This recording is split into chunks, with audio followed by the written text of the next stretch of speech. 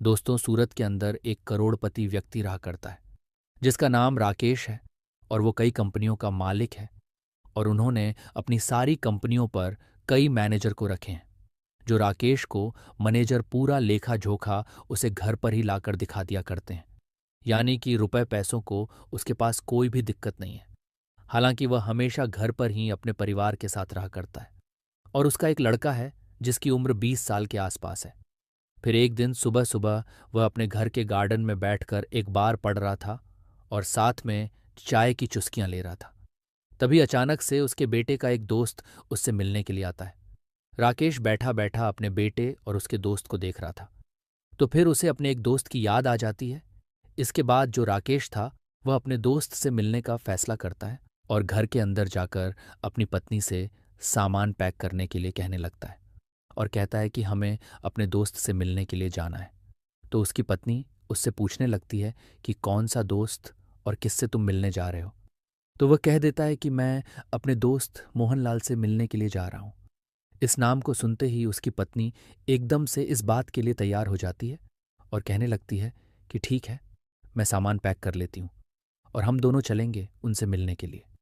फिर पत्नी सामान पैक करने लगती है, लेकिन तभी जो राकेश होता है वह बाहर आता है और बाहर आकर अपने बेटे को भी तैयार होने के लिए कहने लगता है।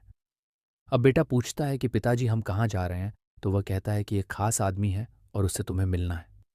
इस बात को सुनकर बेटा कहने लगता है कि पिताजी आप चले जाओ। लेकिन पिता कहता है कि नहीं बेटा, तुम्हारा उससे मिलना ज़रूरी है। इसके बाद बेटा भी अपने पिता के साथ जाने के लिए तैयार हो जाता है और सभी लोग तैयार होकर वहां से निकलने लगते हैं। धीरे धीरे सफ़र तय होता है। फिर सफ़र तय करने के बाद वह लोग सीधा बिहार पहुंच जाते हैं। अब बिहार आने के बाद जो राकेश नाम का व्यक्ति होता है वह वहीं के एक नज़दीकी बैंक में जाता है और बैंक से लगभग 10 से 12 लाख रुपए निकालता है। फिर गाड़ी में बैठने के बाद इस सफ़र को दोबारा से तय करने लगता है। अब जैसे ही बेटा देखता है कि पिता ने ढेर सारे पैसे निकाले हैं तो वह उससे पूछने लगता है कि पिताजी आपने इतने सारे पैसे क्यों निकाले हैं। इस बात को सुनकर पिता मुस्कुराने लगता है और कहने लगता है कि बेटा इन पैसों की ज़रूरत है। किसी का मुंह पर कर्ज है और उस कर्ज को मुझे चुकाना है। अब यह बात बेटे को बिल्कुल भी हजम नहीं होती है, क्योंकि उसके पिता काफ़ी पैसे वाले थे तो उनके ऊपर किसी का कर्ज होना बिल्कुल भी पॉसिबल नहीं था। तो वह कहने लगता है कि पिताजी आप क्यों मेरी टांग खिंचाई कर रहे हो, आपके ऊपर भला किसका कर्ज है। तो वह कहने लगता है कि ठीक है बेटा, अगर ऐसी बात है तो मैं तुम्हें एक छोटी सी कहानी सुनाता हूँ। उस कहानी को सुनने के बाद बताना कि मुझ में पर कर्ज है या नहीं है। तो बेटा भी इस कहानी को सुनने के लिए उत्सुक हो जाता है और उसकी माँ इस बात को देखकर समझ गई थी कि अब उसका पति अपने बेटे को कौन सी कहानी सुनाना चाहता है। तो इसी वजह से गाड़ी में बैठी बैठी वह मुस्कुराती रहती है और पिता अपने बेटे को कहानी सुनाने लगता है। वह कहता है कि बेटा, समय था 2005 के दशक में हम लोग बिहार के अंदर रहा करते थे और मेरी शादी होने वाली थी। लेकिन मेरा एक दोस्त था जिसका नाम था मोहनलाल। उसकी पहली शादी हो चुकी थी और उसको 2 बच्चे भी थे, एक लड़का और एक लड़की। बड़ा लड़का था और छोटी लड़की थी। वैसे तो मेरा नाम राकेश है, लेकिन मेरे दोस्त मोहनलाल और उसकी पत्नी मुझे प्यार से नन्हे नन्हे कहा करते थे और मुझे छोटे भाई की तरह प्यार दिया करते थे। सब कुछ अच्छी तरह से चल रहा था। मैंने पढ़ाई लिखाई कर ली थी और मैं किसी रोज़गार को ढूंढ रहा था कि मुझे कोई अच्छा सा रोज़गार मिल जाए जिससे मैं अपनी ज़िंदगी को अच्छी तरह से व्यतीत कर सकूं। उसी दौरान हमारे अड़ोस पड़ोस वाले मेरी शादी की चिंता करने लगते हैं, क्योंकि मेरे माता पिता तो मुझे बचपन में ही छोड़कर चले गए थे और उसके बाद से मैं इधर उधर अड़ोस पड़ोसियों के यहीं पर टाइम बिताया करता था। लेकिन सबसे ज़्यादा मैं मोहनलाल के यहाँ पर टाइम बिताया करता था। वह मेरा अच्छे से ख्याल रखा करता और बड़े भाई की तरह मुझे हर बात को समझाया करता। अब जब अड़ोस पड़ोस वाले शादी के लिए कहते हैं तो मैं भी अपनी शादी कर लेता हूँ। लेकिन शादी के बाद मुसीबतें आनी स्टार्ट हो जाती हैं, क्योंकि शादी के बाद अब मैं अकेला तो रह नहीं गया था। मुझे घर बसाना था और घर के अंदर घर को चलाने के लिए पैसे चाहिए और मेरे पास बिल्कुल भी पैसे नहीं थे। मैं इन्हीं सब बातों से बहुत ज़्यादा परेशान रहा करता और जब भी मैं मोहनलाल से इन बातों को किया करता तो वह कुछ ना कुछ सहारा मुझे दे दिया करता और कहा करता कि तू चिंता मत कर, मैं हूँ तेरे साथ। इन सभी बातों से मैं काफ़ी ज़्यादा परेशान हो गया था और अब मुझे कुछ बड़ा करना था। इसीलिए मैं सोचता हूँ कि मैं कहीं बाहर चला जाऊँ और वहाँ पर रहकर मेहनत मजदूरी करके अपना भरण पोषण करूँ। मैं बाहर जाना चाहता था, लेकिन बाहर जाने के लिए भी पैसे लगते हैं और मेरे पास बिल्कुल भी पैसे नहीं थे। इसके बाद लगभग 2008 में मैं अपने दोस्त मोहनलाल के पास जाता है। वहाँ पर उनकी पत्नी शारदा भी बैठी हुई थी और हम दोनों पति पत्नी उनसे बातें करने लगते हैं। बातों ही बातों में मैं उसे बता देता हूँ कि मुझे बाहर जाना है और बाहर जाने के लिए मुझे कुछ पैसों का इंतजाम करना है। मैं उनसे कहता हूँ कि यार ऐसा कर, मेरी ज़मीन को बेच दे और उससे मुझे जो भी पैसे मिलेंगे उन पैसों से मैं अपना रोज़गार चला लूँगा। लेकिन तभी मोहनलाल और उसकी पत्नी कहने लगते हैं कि अरे, ऐसी कौन सी बात हो गई जो तू ज़मीन को बेचने की बात कर रहा है, और वैसे भी उस टाइम पर ज़मीनों का इतना भाव नहीं था। ज़मीनों को लेकर भी राज़ी नहीं था, तो इसी वजह से वह लोग कहने लगते हैं कि तुम चिंता मत करो, तुम्हें कितने पैसे चाहिए। तो मैं उनको बताता हूँ, लगभग 10,000 का इंतज़ाम हो जाए तो बहुत ही अच्छी बात है। उन पैसों से मैं अपना रोज़गार चला सकता हूँ। इसके बाद अपनी पत्नी के कुछ ज़ेवर उसके पास रखे हुए थे। उन ज़ेवर को लेकर एक सुनार के पास जाता है और वहाँ पर 10,000 में उन ज़ेवर को गिरवी रख देता है, और जो पैसे उसे मिलते हैं उन पैसों को लाकर मेरे हाथ में थमा देता है।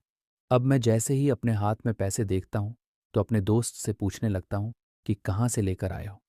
तो वह बता देता है कि इसी तरह से तुम्हारी भाभी के ज़ेवर मैंने गिरवी रख दिए हैं और बाद में मैं पैसा कमाकर उन्हें छुड़ा लूँगा। तुम कैसी भी चिंता मत करो और अपनी ज़िंदगी को अच्छी तरह से व्यतीत करो। ये तुम्हारे पास पैसे हैं और इन पैसों को तुम्हें कभी भी देने की ज़रूरत नहीं है। मैं तुम्हारा दोस्त हूँ और इतना हक तो मेरा बनता ही है। ऐसा कहकर उसने मुझे पैसे दे दिए और पैसे देकर वहाँ से जाने के लिए कह दिया। उसके बाद मैं अपनी पत्नी को लेकर वहाँ से सीधा सूरत आ जाता हूँ और सूरत में आकर छोटा मोटा काम करने लगता हूँ। उस काम में मैं दिन रात मेहनत करता हूँ। मेहनत करने के बाद मेरा जो काम है वह अच्छी तरह से चलने लगता है।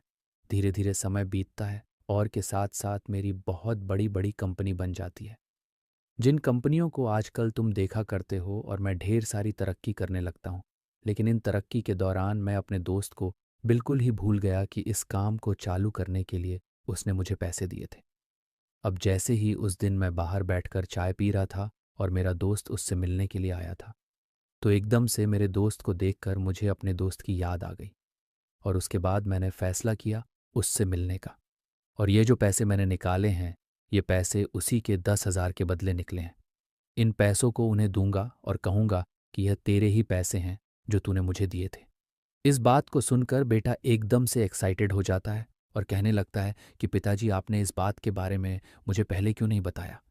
तो पिता कहने लगता है कि बेटा, तुम्हें कैसे बताते, हम इन बातों को पूरी तरह से भूल चुके थे, क्योंकि फिलहाल अब तक इन बातों को 25 साल हो चुके थे। 2005 में राकेश बिहार को छोड़कर सूरत गया था, लेकिन फिलहाल समय था 2023 का, और पिता कहता है कि ना ही कोई हमारा संबंधी इस गांव के अंदर रहा करता है, जिसकी वजह से हमें उस गांव की याद आती रहती। तो इस बात को सुनकर जो बेटा होता है वह भी उस मोहन लाल जी से मिलने के लिए एक्साइटेड हो जाता है और वह देखना चाहता है अपने पिता के उस दोस्त को, जिस दोस्त की वजह से आज वह लोग इतनी अच्छी जिंदगी जी रहे थे। धीरे धीरे सफ़र तय होता और सफ़र तय करने के बाद लगभग शाम के समय वह लोग उस घर के पास पहुंच गए थे। बड़ी सी गाड़ी को लेकर वह मोहनलाल जी के घर के सामने खड़े हो गए थे, और ये बात देखकर गांव के कुछ लोग उस व्यक्ति की तरफ बड़ी अजीब निगाहों से देखने लगते हैं, क्योंकि मोहनलाल जी के घर की हालत काफ़ी ज़्यादा खराब थी और फिलहाल देखने से लग रहा था कि कई सालों से इसकी कोई मरम्मत नहीं हुई है। ये बात राकेश को भी महसूस होती है और इसके बाद वह अपनी गाड़ी से उतरता है और सीधा उस घर के अंदर जाने लगता है। गांव का माहौल था तो घर का दरवाज़ा खुला हुआ था, तो राकेश अपने परिवार को लेकर सीधा उस घर के अंदर चला जाता है।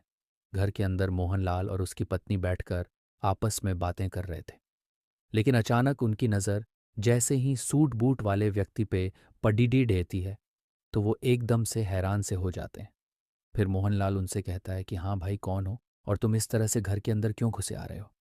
इस बात को सुनकर राकेश मुस्कुराने लगता है और इधर जो राकेश की पत्नी थी वह भी मुस्कुराने लगी है। तभी राकेश कहने लगता है कि साहब, यहाँ पर हमें किसी व्यक्ति से मिलना है। तो जो मोहनलाल था वह ये बात सुनकर हैरान हो जाता है क्योंकि इस व्यक्ति के पहनावे से लग रहा था कि ये एक करोड़पति व्यक्ति है। तब भी ये उसे साहब कह रहा है। तो वह कहने लगता है कि अरे भाई, क्यों मजाक कर रहे हो साहब, तो तुम हो और हम साहब कैसे हो गए? तो राकेश कहने लगता है कि नहीं साहब, मेरे लिए तो आप ही साहब हो। अगर आप नहीं होते तो आज मैं नहीं होता। इसके बाद मोहनलाल कहने लगता है कि देखो भाई, मजाक मत करो, मजाक काफी हो गए। और ये बताओ कि तुम हो कौन? तो जो राकेश होता है वह कहने लगता है कि साहब, वैसे तो मेरा नाम राकेश है, लेकिन प्यार से कुछ लोग मुझे नन्हे नन्हे कहकर पुकारा करते थे।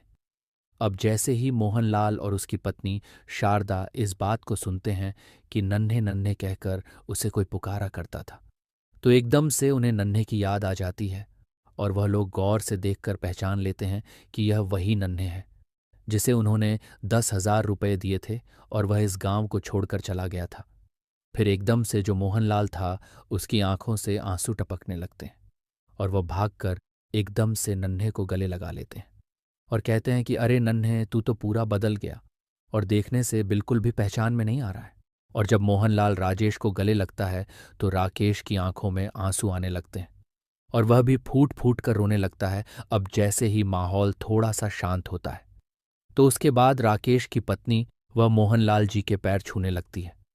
अब गांव के कुछ लोग ये सब कुछ देखकर चौकन्ना हो गए थे और वह घर के अंदर ताका झांकी कर रहे थे।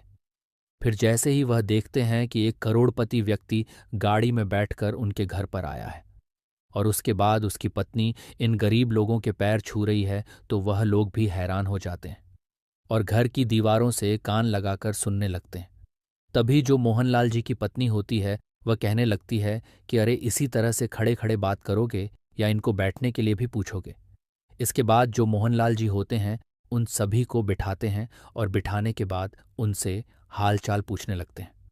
जो राकेश होता है वह मोहनलाल जी को अपने बारे में पूरी बातें बताता है और कहता है कि गुजरात के सूरत में मेरी बहुत बड़ी बड़ी कंपनियां हैं और वहां पर रहकर मैं बहुत अच्छी जिंदगी जिया करता हूं। लेकिन तुम बताओ, तुम्हारा क्या हालचाल है और ये आप लोगों ने अपना क्या हाल बना रखा है? इस बात को सुनकर मोहनलाल और उसकी पत्नी एकदम से खामोश से हो जाते हैं और उनके चेहरे पर मायूसी साफ साफ दिखाई देने लगती है। तभी जो राकेश होता है वह मोहनलाल का हाथ अपने हाथ पर रखता है और कहता है कि दोस्त, तू बेशक से मेरा दोस्त है, लेकिन तू मेरे लिए बड़े भाई से कम नहीं है, क्योंकि शायद अगर तू मेरी उस टाइम पर मदद नहीं करता तो मैं इतना बड़ा आदमी नहीं बन पाता और मेरे इतने बड़े बिजनेस नहीं हो पाते। अगर तुम्हें कैसी भी कोई समस्या है तो तुम बेझिझक होकर मुझे बता सकते हो। आखिर क्या हुआ है ऐसा जो तुम्हारी हालत ऐसे है? तो उसके बाद जो मोहनलाल जी होते हैं वह अपने बारे में उसे बताने लगते हैं और कहते हैं कि जब तू यहाँ से चला गया था तो हमने जो 10,000 रुपये तुझे देने के लिए लिए थे, तो उसके बाद हम दोनों पति पत्नी मेहनत करते हैं और मेहनत करने के बाद उन जवरों को तो छुड़ा लेते हैं। लेकिन धीरे धीरे परिवार के अंदर बहुत कुछ चेंज होने लगता है।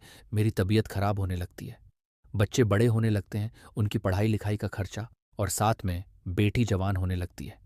धीरे धीरे मैं बीमार रहने लगा और बीमारी के कारण मुझसे कमाने के लिए नहीं जाया जाता है और मेरा बेटा बाहर मेहनत मजदूरी किया करता है और मेहनत मजदूरी करने के बाद परिवार की आर्थिक स्थिति को मजबूत करना चाहता है। लेकिन कैसे भी कर ले, इतना पैसा वह कहाँ से जोड़ सकता है? जो भी पैसे वह कमाया करता है उन पैसों से घर का खर्च चला करता है और साथ में मेरी बीमारी का इलाज भी हुआ करता है। मैंने अपनी बेटी को उसके मामा के यहाँ पर छोड़ रखा है ताकि घर का खर्च कुछ कम हो सके।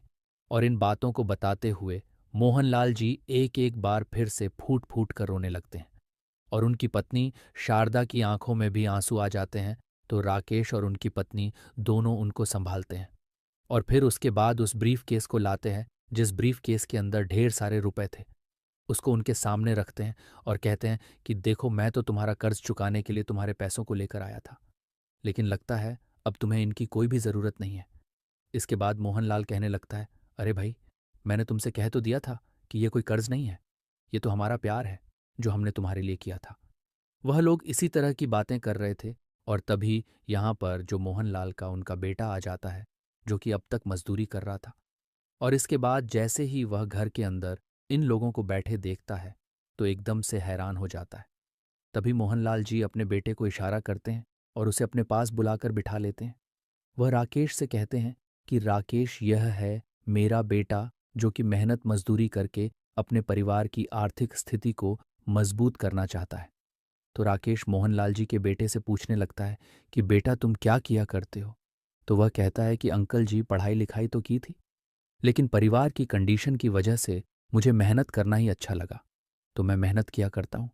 साथ में गवर्नमेंट जॉब की तैयारी भी कर रहा हूँ। इस बात को सुनकर राकेश उसे शाबाशी देता है और कहता है कि बेटा मेहनत करते रहो, मेहनत का फल हमेशा मीठा होता है। तो जो मोहनलाल का बेटा होता है वह अपने पिता से इन सभी चीज़ों के बारे में पूछना चाहता है कि ये लोग कौन हैं और यहाँ पर ये क्या कर रहे हैं। तभी यह भाव उसके चेहरे पर साफ साफ दिखाई दे रहे थे। तो राकेश इन भावों को पढ़ लेता है और वह मोहनलाल के बेटे को बता देता है कि बेटा मैं जानता हूँ कि तुम क्या जानना चाहते हो, और जो कुछ भी तुम जानना चाहते हो उन सभी चीज़ों के जवाब तुम्हें मिल जाएंगे, लेकिन उससे पहले तुम्हें मेरे साथ चलना होगा। इसके बाद राकेश उठने लगता है, लेकिन तभी मोहनलाल कहता है कि कहाँ ले जा रहे हो तुम? इसे तो वो कहता है कि मेरे बीवी बच्चे यहीं पर हैं, तो चिंता मत कर, तेरे बच्चे को किडनैप नहीं करूंगा, बस मुझे इससे कुछ काम है। ऐसा कहकर वह मोहनलाल के बेटे को अपने साथ गाड़ी में बैठाता है और वहां से गाड़ी लेकर चल देता है। वह मोहनलाल के बेटे से उसके मामा के यहाँ का एड्रेस पूछता है और वहां से वह लोग सीधे मोहनलाल के ससुराल पहुंच जाते हैं और वहां से उसकी बेटी को अपने साथ लेकर वापस उसी घर में आ जाते हैं। वहां पर आने के बाद राकेश उनसे कहने लगता है कि दोस्त देखो बहुत हो गया, अब तुम्हें इस तरह से जिंदगी जीने की कोई ज़रूरत नहीं है। मेरे पास ढेर सारा रुपया पैसा है, बड़ा अच्छा मकान बना पड़ा है सूरत के अंदर, तो अब तुम लोग मेरे साथ वहीं पर चलोगे और वहीं पर जीवन व्यतीत करोगे। यहाँ पर क्या है, यहाँ पर बच्चों को मजदूरी भी बहुत कम मिला करती है। वहाँ पर किसी ना किसी कंपनी में तुम्हारा बेटा मेरे में काम कर लेगा और वहीं पर मेरे साथ जीवन को व्यतीत करो। मैं तुम्हारी बेटी की भी वहीं पर शादी कराऊंगा। अब ये बातें सुनकर मोहनलाल कहने लगता है कि नहीं यार, हम यहीं पर ठीक है, तू ही वहीं पर बना रह और हमें यहाँ पे कोई भी कैसी भी दिक्कत नहीं है। अब जो मोहनलाल का बेटा है वह अभी तक भी संतुष्ट नहीं है और उसे नहीं पता कि ये कौन है और यहाँ पर क्या कर रहा है, और इतना बड़ा बिजनेसमैन होकर मेरे पिता के पास क्या कर रहा है। तो उसके बाद में पूछ ही लेता है कि अंकल जी आप हो कौन और हमें अपने साथ ले जाने के लिए क्यों कह रहे हो। तो फिर राकेश उसे बता देता है कि बेटा मैं इसी तरह से तुम्हारे पिता का दोस्त हूँ और इसी गांव का रहने वाला हूँ। अब गांव वाले जो बाहर से इस बात पर निगाह लगाए हुए थे, उन लोगों को भी पता चल जाता है कि यह कौन है और यहाँ पर क्या कर रहा है। तो गांव के कुछ गंवार लोग वहां पर आते हैं और आने के बाद उससे अपनी जान पहचान बढ़ाने लगते हैं। राकेश इन सभी बातों को समझ गया था और वह कहने लगता है कि ठीक है, आप जो भी कह रहे हो वह सभी बातें ठीक हैं, लेकिन फिलहाल मुझे अपने दोस्त को अपने साथ ले जाना है। तो राकेश का दोस्त मोहनलाल कहने लगता है कि भाई अभी तो रात हो गई है, आज रात तुम यहीं पर रुको और कल सुबह देखते हैं कि क्या होना है। ऐसा कहकर मोहनलाल राकेश के परिवार और राकेश को वहीं पर रोक लेता है और रात भर वह आपस में एक दूसरे से बातें करते रहते हैं। रात भर में उन लोगों ने तय कर लिया था कि वह लोग वहीं पर चले जाएंगे और वहीं पर अपनी आगे की जिंदगी बिताएंगे। फिर दूसरे दिन सुबह सुबह जो राकेश होता है पूरे परिवार को लेकर वहां से सूरत अपने घर में आ जाता है और वहीं पर उन्हें आदर सम्मान के साथ रखने लगता है। राकेश ने मोहनलाल की बेटी की शादी एक बहुत ही बड़े घर में तय कर दी थी और बेटे को कंपनी के अंदर बहुत बड़ा मैनेजर बना दिया था। कुछ दिनों बाद मोहनलाल के बेटे की भी शादी हो जाती है और शादी होने के बाद उसकी जो पत्नी आती है वह भी उसी घर के अंदर रहने लगती है। इसके बाद मोहनलाल का बेटा अपने लिए एक अलग से मकान खरीदता है और उसके अंदर अपनी पत्नी के साथ रहने लगता है। मोहनलाल और उसकी पत्नी शारदा कभी अपने दोस्त के यहाँ पर रहा करते तो कभी अपने बेटे के यहाँ पर रहा करते थे और अच्छी तरह से अपने समय को व्यतीत करते हैं। और इधर अब गांव वाले भी जान चुके थे कि हमारे यहाँ का एक व्यक्ति वहाँ पर बहुत बड़ा व्यक्ति बन गया है, तो गांव से भी कुछ लोग उसके पास आने लगते हैं अपने अपने बच्चों की सिफारिश लेकर और कहते हैं कि हमारे बच्चों को भी कंपनी में काम दे दो ताकि वह भी अपने भविष्य को बेहतर कर सके। तो वह गांव के कुछ व्यक्तियों को वहां पर लगा लेता है और हंसी खुशी अपना जीवन व्यतीत करता है। और अभी के फिलहाल 2024 में मोहनलाल जी की मौत हो चुकी है और उसका बेटा सूरत के अंदर वहीं पर रहा करता है और उसके 3 बच्चे हैं। राकेश के बेटे की भी शादी हो गई है और शादी होने के बाद उसके 2 बच्चे उसके साथ रहा करते हैं। राकेश का बेटा और मोहनलाल का बेटा भी इसी तरह से एक दूसरे के अच्छे मित्र हैं और मोहनलाल का बेटा राकेश के बेटे को छोटा भाई समझा करता है। तो दोस्तों, ये थी आज की कहानी। आप लोगों को कहानी कैसी लगी कमेंट बॉक्स में बता देना।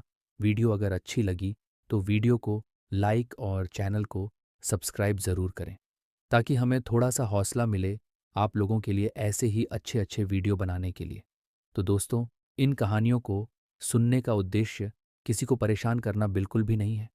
ये कहानी आपको इसलिए सुनाई जाती है ताकि आप लोग इन कहानियों से कुछ ना कुछ सीख सको और अपने जीवन में उस चीज़ को अप्लाई कर सको। मिलते हैं किसी अगली वीडियो में नए टॉपिक के साथ। तब तक के लिए जय हिंद, जय भारत। आप सभी का बहुत बहुत धन्यवाद।